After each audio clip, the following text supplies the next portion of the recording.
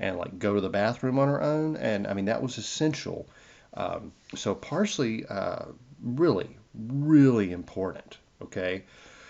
Even an old cheese vendor's trick, or actually, I think it may be a wine and beer vendor's trick. I think it works both ways. George Herder mentioned this in one of his books. You know, I love George Herder. He wrote The Bull Cook, a great American hero that no one's ever heard of.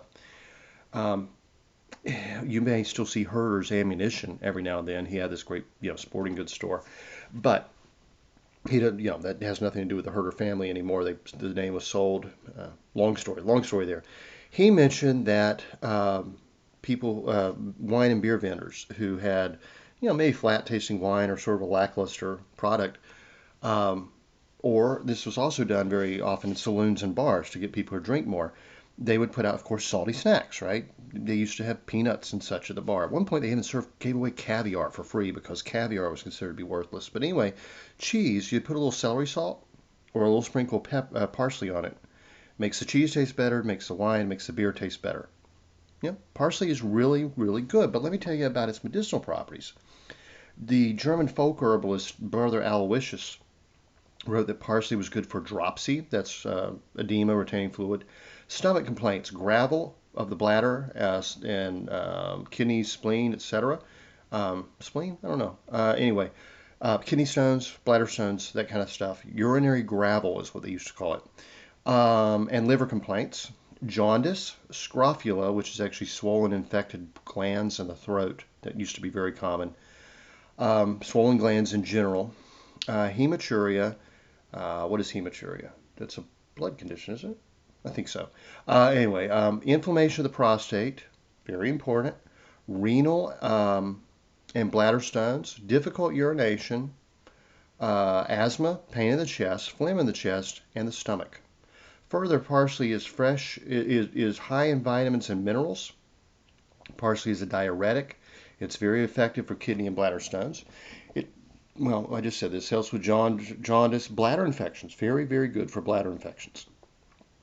And even cystitis, which can be pretty dangerous. Parsley has antispasmodic properties that can help settle an upset stomach and ease digestive cramping. It can bring on delayed menses and increase mother's milk. Next time there's a formula shortage, ladies might want to know this. I've told you before, I tried to offer that advice a couple years ago, and they just shouted at me and said I didn't understand anything about women. I'm like, I don't claim to, but I know about herbs, and you might want to. They didn't want to breastfeed; they just wanted formula. That's what it came down to. Sorry if that offends some people, but they didn't want the inconvenience and etc. And many of them probably had breast implants, but they had taken that medication the doctors give them to stop lactation, and they didn't want anything to do with it.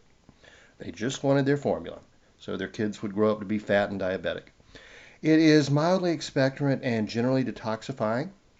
Externally, it is useful for bug bites, stings, wounds, eye and ear infections. So, yeah, parsley is like almost a panacea.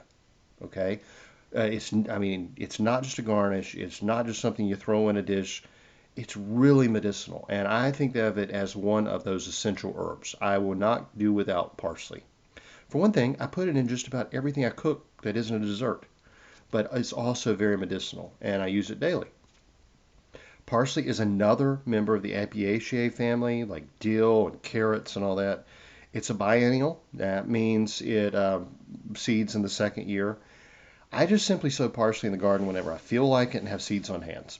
I mean, seriously, if I've got a space in the garden, toss in some parsley seeds. I don't worry about what time of year it is. Of course, I'm not going to try to grow it in the winter, but I mean like spring through midsummer. I just throw it in there. It gets established, it comes up quickly, and I mean, I can start harvesting the leaves when it's only a few inches tall. It gets pretty big actually before it goes to seed. Some sources say it does better with a brief period of stratification and soaking overnight before planting. I never do any of that. It doesn't always come up quickly, but it comes up. Parsley likes full sun to partial shade. It grows in clumps that should be spaced about a foot apart to allow for full growth. Few people realize that allowed to grow, parsley root is actually a useful edible and a medicinal herb, as well as the tops and the seeds. Parsley seed is excellent to use in cooking. I mean, one of those things I'll throw in the potato soup anytime I got it. It's really good. The root, being in the Apiaceae family, It's not as big as carrots or parsnips, but does have somewhat of a similar flavor. It's usually, well, you know what? If I have parsley root, which I rarely have, there are actually some varieties of parsley that are specifically grown for the root, and I have never tried to plant them.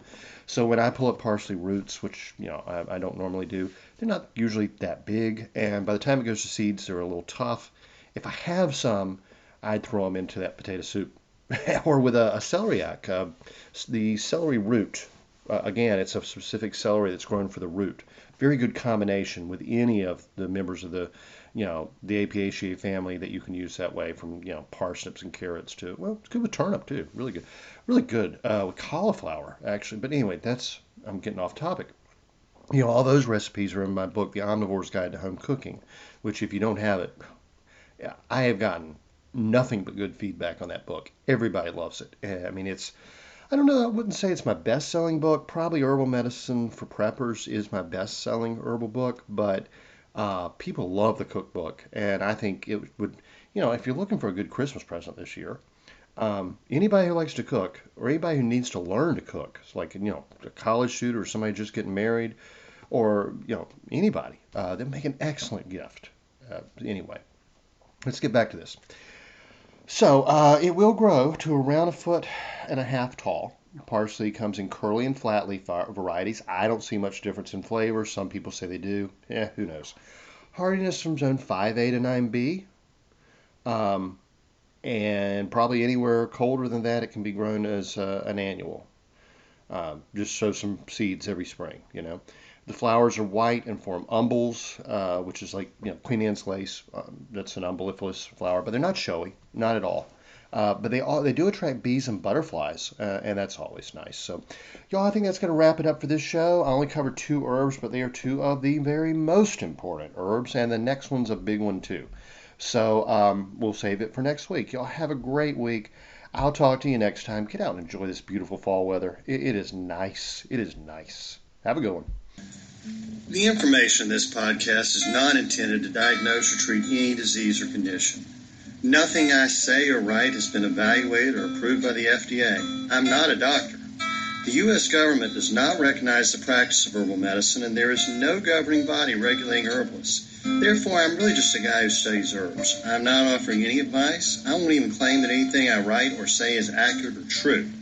I can tell you what herbs have been traditionally used for. I can tell you my own experience and if I believe an herb has helped me. I cannot nor would I tell you to do the same. If you use an herb anyone recommends, you are treating yourself. You take full responsibility for your health. Humans are individuals and no two are identical. What works for me may not work for you. You may have an allergy, a sensitivity, an underlying condition that no one else even shares and you don't even know about. Be careful with your health. By continuing to listen to my podcast or read my blog, you agree to be responsible for yourself, do your own research, make your own choices, and not to blame me for anything ever.